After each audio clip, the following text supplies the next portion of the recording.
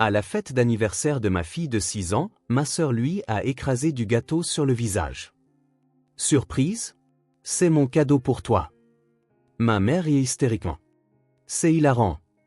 Couverte de gâteau, ma fille est restée immobile et a dit « Maman, puis-je montrer cette vidéo à tout le monde maintenant ?» À ce moment-là, leur rire s'est arrêté et l'atmosphère a changé complètement.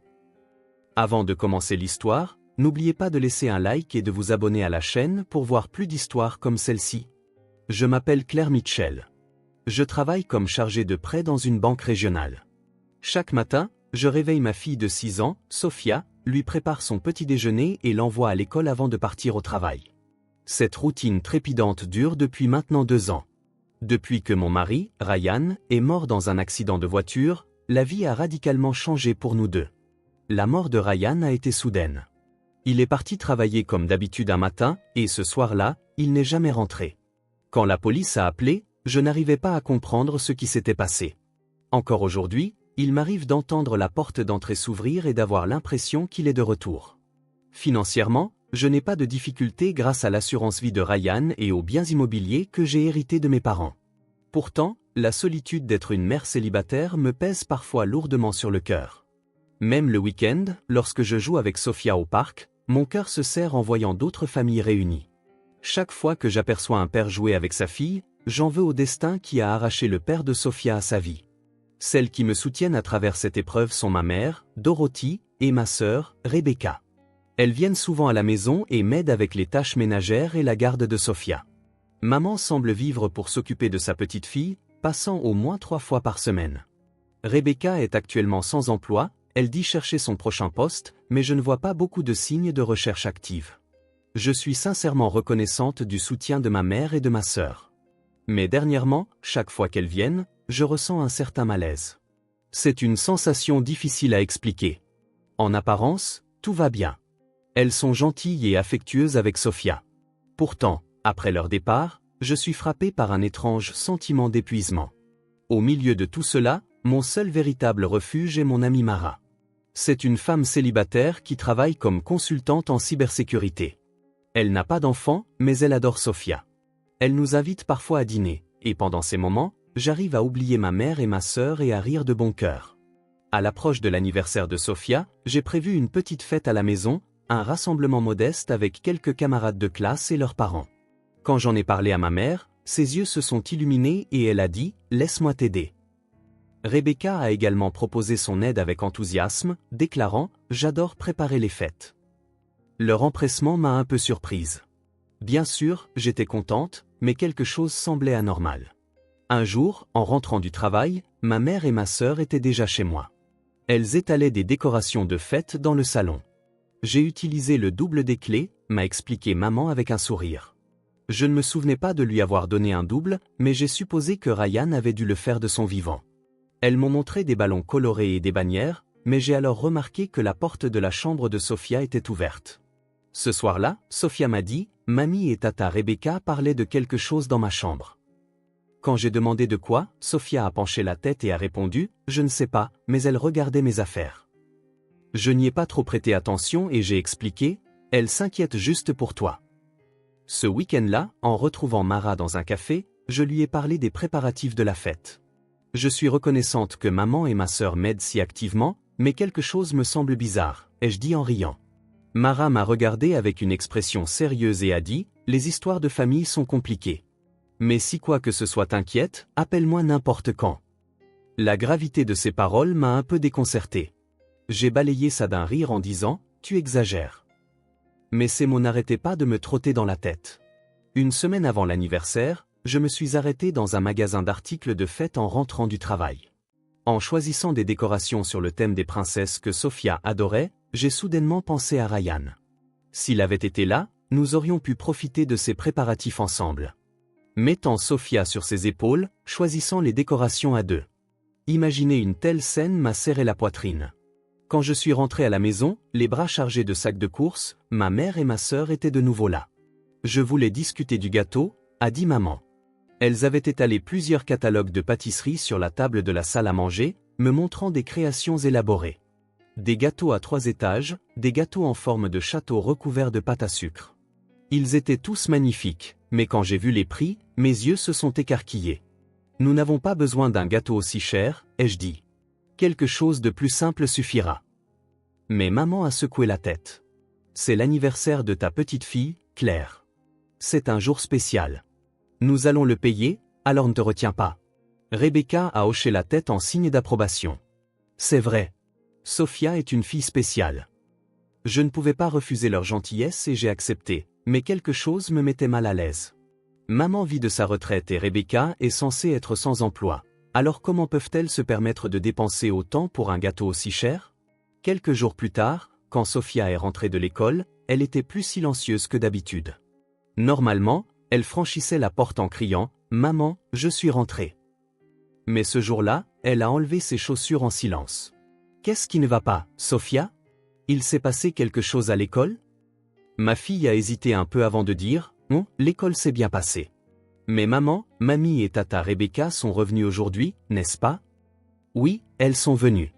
Elles ont aidé à préparer la fête. Sophia avait l'air anxieuse. Elles m'ont posé beaucoup de questions sur mes allergies, ce que je ne peux pas manger, et quels symptômes j'ai. Elles s'inquiètent pour toi, ai-je répondu.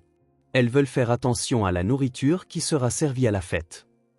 Mais elles regardaient mon dossier médical dans le tiroir de mon bureau. J'étais un peu préoccupé. Il est vrai que les dossiers médicaux de Sophia sont dans sa chambre, mais maman n'est pas médecin, alors pourquoi aurait-elle besoin de les consulter? Peut-être que mamie voulait vérifier ce à quoi il faut faire attention pour la fête, ai-je expliqué. Ton allergie au blé est sérieuse, alors elle voulait être sûre qu'il n'y ait pas d'erreur. Sophia a semblé convaincue, mais gardait un air un peu inquiet. J'ai serré ma fille dans mes bras et je l'ai rassurée. Tout va bien. Maman veille sur tout. La veille de l'anniversaire, j'ai demandé à mon patron de me laisser partir plus tôt. Je suis arrivé à la maison vers 15 heures. En ouvrant la porte d'entrée, j'ai entendu ma mère et ma sœur parler dans la cuisine. « Oh, tu es en avance !» Le sourire de ma mère en me voyant était quelque peu crispé.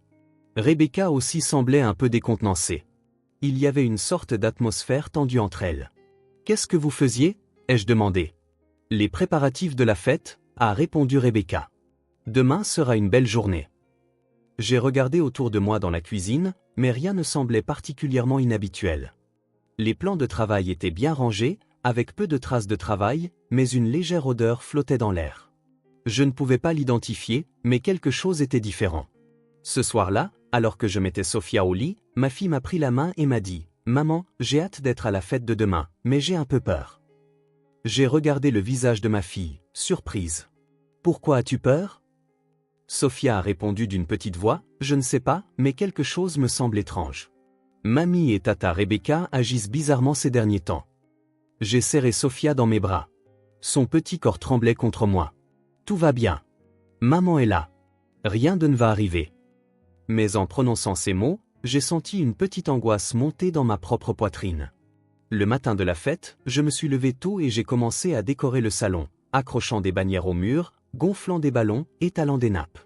J'essayais de me distraire de mon anxiété en me concentrant sur chaque tâche. À 10 heures, comme convenu, ma mère et ma sœur sont arrivées.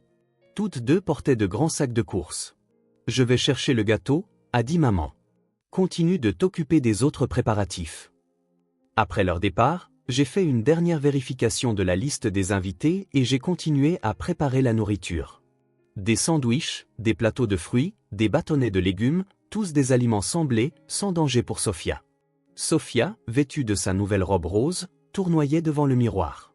« Maman, est-ce que je suis jolie ?»« Tu es la plus jolie du monde, ai-je répondu. À 13 heures, Mara est arrivée. Quand elle m'a demandé si elle pouvait aider, j'ai répondu « Merci, mais ça va. » Mais Mara semblait préoccupée par quelque chose. En regardant la cuisine et le salon, je pouvais voir son regard perçant observer attentivement chaque recoin de la pièce. À 14 heures, les invités ont commencé à arriver les uns après les autres. Plusieurs camarades de classe de Sophia et leurs parents sont venus, et le salon s'est animé. Les rires des enfants résonnaient dans toute la maison. Et à 14h30, ma mère et ma sœur sont revenues avec une grande boîte à gâteaux. La boîte était plus grande que je ne l'avais imaginé, et elle la transportait soigneusement à deux. « Quel genre de gâteau ? Montrez-moi, ai-je dit. C'est une surprise, a ri maman.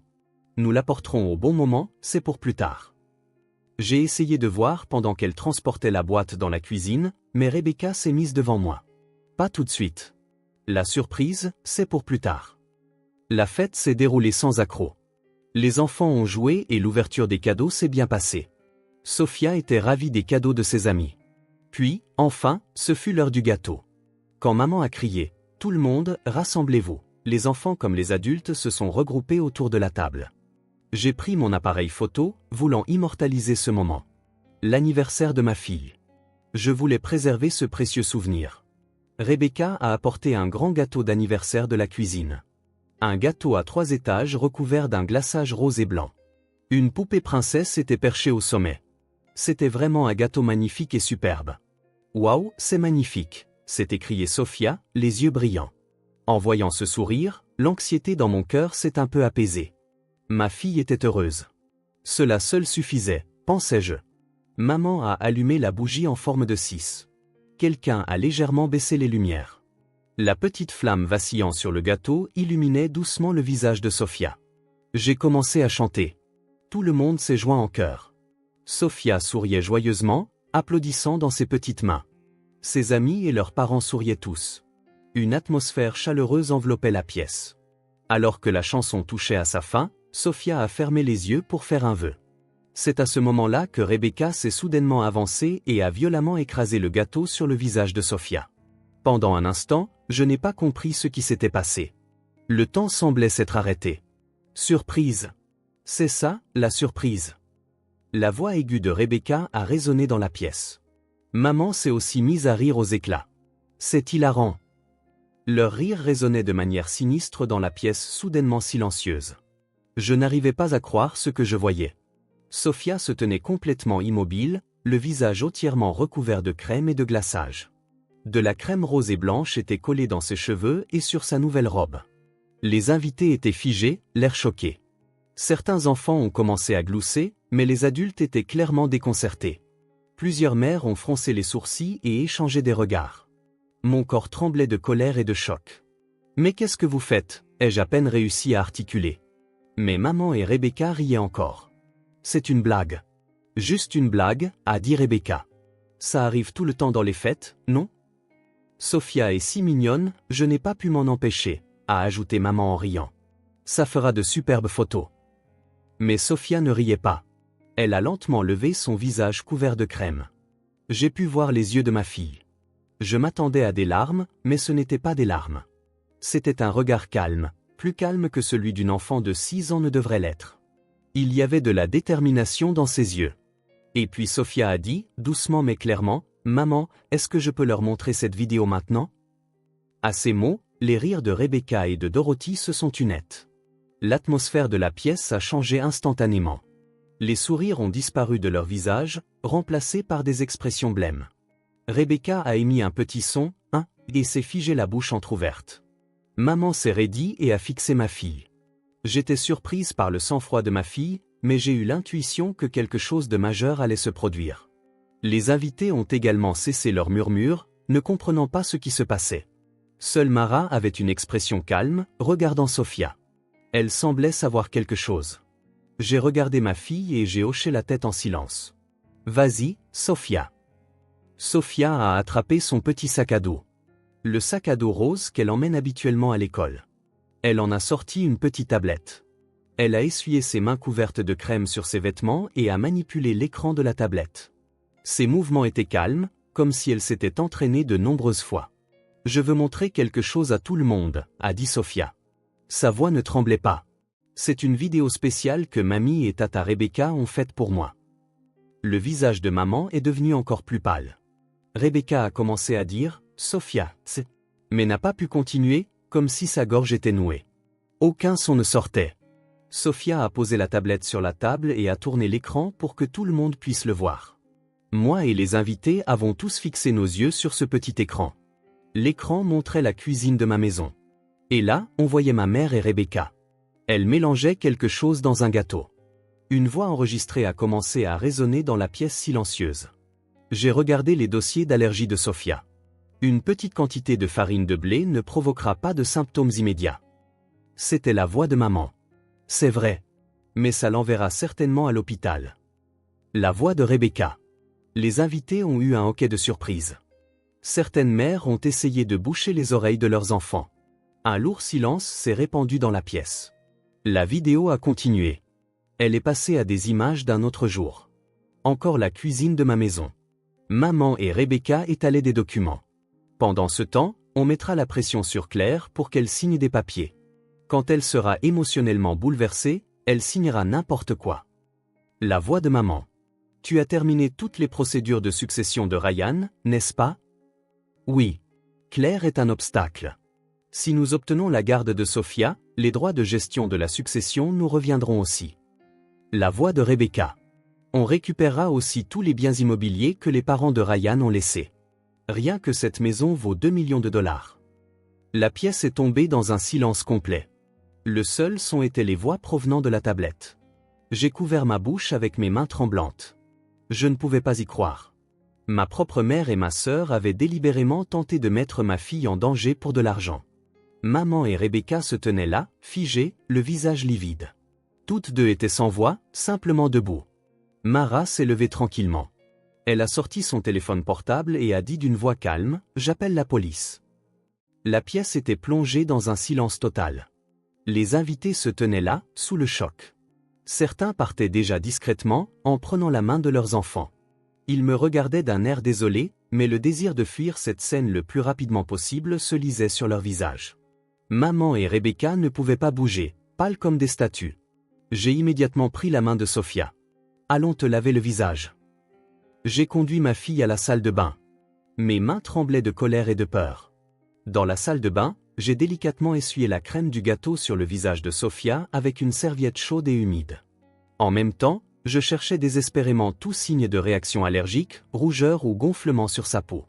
J'ai examiné attentivement le visage de ma fille, rapidement autour de ses yeux, de sa bouche, de son cou. Il n'y avait aucune anomalie.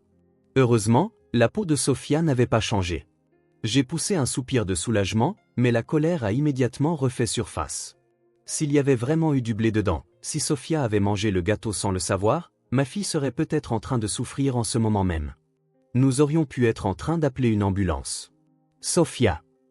J'ai saisi les épaules de ma fille et les regardé dans les yeux. Qu'est-ce que c'est que tout ça? Depuis quand? Comment? Sophia m'a regardé et a répondu d'une voix calme. Il y a environ 2 semaines, mamie et tata Rebecca ont commencé à agir bizarrement. Elles cherchaient quelque chose dans ma chambre et parlaient sans cesse d'argent. J'ai aussi entendu le nom de papa plusieurs fois. Et alors, ai-je encouragé? J'avais peur, mais je ne voulais pas t'inquiéter, maman. Tu es toujours fatiguée. Des larmes ont rempli les yeux de Sophia. Alors, j'ai parlé à tata Mara. J'ai appelé de l'école. Mara. Oui.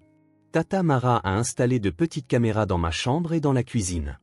Elle a dit que rien ne se passerait peut-être, mais juste au cas où. J'ai serré ma fille dans mes bras en pensant qu'elle avait porté ce fardeau toute seule. Quand je suis retourné dans le salon, Mara était au téléphone avec la police. La plupart des invités étaient déjà partis, il ne restait que quelques amis proches. Ils me regardaient avec inquiétude. Maman et Rebecca étaient toujours là, figées. Rebecca a essayé de s'approcher de moi. Claire, c'est un malentendu. Nous étions juste... Tais-toi. Ma voix était froide. J'étais surprise de mon propre calme. Un malentendu?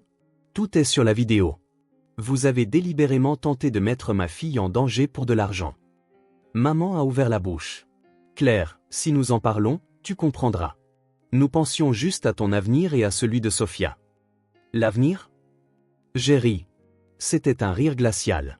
Envoyer ma fille à l'hôpital et voler l'héritage pendant que je suis désemparé. C'est ça, notre avenir? Ne dites rien avant l'arrivée de la police. J'ai levé la main pour les arrêter toutes les deux. Je n'ai rien à vous dire.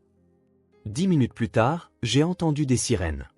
2 policiers sont arrivés et ont recueilli des informations sur la situation. Mara a remis la tablette aux agents et leur a montré la vidéo. Les policiers ont regardé l'écran avec des expressions graves, jetant des regards occasionnels à maman et Rebecca. C'est grave, a dit le policier le plus âgé. Mélanger délibérément des allergènes dans un gâteau et mettre un enfant en danger. De plus, il y a des preuves claires d'un plan pour commettre une fraude à la succession. Le plus jeune policier a commencé à prélever des échantillons du gâteau. Nous allons envoyer ça pour analyse. S'il y a vraiment de la farine de blé, vous serez inculpé de maltraitance infantile et de tentative de meurtre. Rebecca s'est effondrée en larmes. C'est maman qui m'a dit de le faire. Je n'aurais pas pu faire ça toute seule. Tais-toi, a dit maman sèchement. Mais sa voix n'avait déjà plus de force. C'était une voix qui semblait accepter la défaite, abandonnée. L'agent a pris le bras de Rebecca et lui a mis les menottes. Vous avez le droit de garder le silence. Tout ce que vous direz pourra être retenu contre vous devant un tribunal. Maman a été menottée de la même manière. Le bruit du métal a résonné dans la pièce silencieuse. Alors qu'elles étaient emmenées, maman m'a regardé une dernière fois. Il n'y avait pas de colère dans ses yeux, pas de ressentiment, juste une profonde résignation. C'était comme si elle avait vu la fin depuis le début. J'ai tenu Sophia près de moi en regardant ma mère et ma sœur être conduites dans le véhicule de police. En voyant la voiture de patrouille s'éloigner par la fenêtre, je n'avais aucun sentiment de réalité. Il y a quelques heures à peine, elles étaient ma famille. Je leur avais fait confiance, je m'étais appuyé sur elles. Après le départ de tous les invités, seule Mara est restée. Elle s'est assise en silence à côté de moi et m'a tenu la main. « Quand as-tu compris ?» ai-je demandé après un moment. « Il y a 2 semaines, quand Sophia m'a appelé, » a répondu Mara doucement. Pendant la récréation, elle a emprunté le téléphone de l'infirmière. Elle a dit « Mamie et Tata agissent bizarrement. Je ne veux pas inquiéter maman, mais s'il te plaît, aide-moi. » Donc, les caméras. Oui. Au début, je pensais que j'exagérais peut-être. Mais l'intuition de Sophia était la bonne. Les enfants remarquent bien plus de choses que les adultes ne le pensent. J'ai regardé Sophia. Ma fille avait l'air fatiguée mais calme. Je l'ai changée pour lui mettre des vêtements propres et je lui ai lavé les cheveux. Elle ressemblait de nouveau à une petite fille de 6 ans normale. Mais aujourd'hui, elle avait été si courageuse. « Sophia, pourquoi ne l'as-tu pas dit à maman d'abord ?» Ma fille a répondu d'une petite voix, « Maman, tu es toujours fatiguée. Le travail est dur et tu m'élèves toute seule. Je ne voulais pas t'inquiéter davantage. Et je pensais que tu ne me croirais pas sans preuve. » Ces mots ne semblaient pas venir d'une enfant de 6 ans. Mon cœur s'est serré. J'avais fait en sorte que ma fille se sente ainsi. Mais en même temps, j'ai ressenti une profonde fierté pour la force et la sagesse de ma fille. Tu as été très intelligente et courageuse. Mais Sophia, j'ai pris le visage de ma fille entre mes mains. La prochaine fois, tu dois d'abord en parler à maman. Peu importe à quel point c'est petit, peu importe à quel point je suis occupé, maman t'écoutera. Promets-le-moi. Sophia a hoché la tête et m'a serré dans ses bras. Je te le promets, maman. Ce soir-là, avec un petit gâteau que Mara s'était empressée d'aller acheter, nous avons célébré l'anniversaire modestement. Une fête d'anniversaire tranquille, juste nous 3. Mais compte tenu de ce qui s'était passé aujourd'hui, c'était suffisant. Non, c'était la vraie bénédiction. Alors que Sophia soufflait les bougies, j'ai souhaité du fond du cœur que ma fille n'ait plus jamais à vivre une expérience aussi terrifiante de sa vie. Et que je sois capable de mieux la protéger. Quand Mara est partie, elle m'a dit sur le pas de la porte, « Claire, tu n'es pas seule. Je suis là. » Et Sophia a la maman la plus forte du monde. À ces mots, les larmes ont finalement débordé. Les larmes que j'avais désespérément retenues toute la journée ne s'arrêtaient plus. 3 semaines plus tard, Sophia et moi essayions progressivement de retrouver une vie normale. Mais les événements de cette journée avaient complètement changé nos vies. Le bureau du procureur m'a contacté. Les résultats des tests du gâteau étaient arrivés, ont-ils dit. Comme prévu, de la farine de blé y avait été mélangée. Il a été prouvé qu'elle l'avait délibérément ajouté, connaissant la grave allergie au blé de Sophia. Le procureur a qualifié l'acte d'extrêmement malveillant. Ce qui était encore plus choquant, c'est qu'une nouvelle enquête sur la mort de Ryan avait commencé. Lors de son interrogatoire, Rebecca avait témoigné que sa mère disait quelque chose à propos de la voiture de Ryan. Un jour, j'ai reçu une demande de visite de Rebecca au centre de détention. J'étais partagé. Je ne voulais pas la voir, mais je sentais que je devais connaître la vérité. La vérité sur la mort de Ryan. Dans le parloir du centre de détention, je me suis retrouvé face à une Rebecca amaigrie. Elle ressemblait à une autre personne. En pleurant, elle a dit, « Claire, je suis tellement désolée. C'était le plan de maman. J'étais faible. Je ne pouvais pas m'opposer à maman. » Sais-tu quelque chose sur l'accident de Ryan ? Ai-je demandé directement. Rebecca a répondu d'une voix tremblante, « Je ne peux pas le prouver. Mais maman faisait des recherches sur le liquide de frein de la voiture de Ryan sur Internet, une semaine avant l'accident. Mon sang s'est glacé. C'est impossible. Je ne sais pas. Je ne sais vraiment pas. Mais maman disait souvent que les obstacles devaient être éliminés. Il y a eu des moments où elle appelait Ryan comme ça, aussi. Sur la base de ce témoignage, la police a décidé de rouvrir l'enquête sur l'accident de Ryan. 6 mois plus tard, le procès s'est terminé. Maman a été condamnée à la réclusion à perpétuité pour le meurtre de Ryan, la tentative de meurtre sur Sophia et le complot en vue de commettre une fraude à la succession. La nouvelle enquête a trouvé des preuves que les freins de la voiture de Ryan avaient été trafiqués. Les empreintes digitales de maman ont été détectées sous la voiture.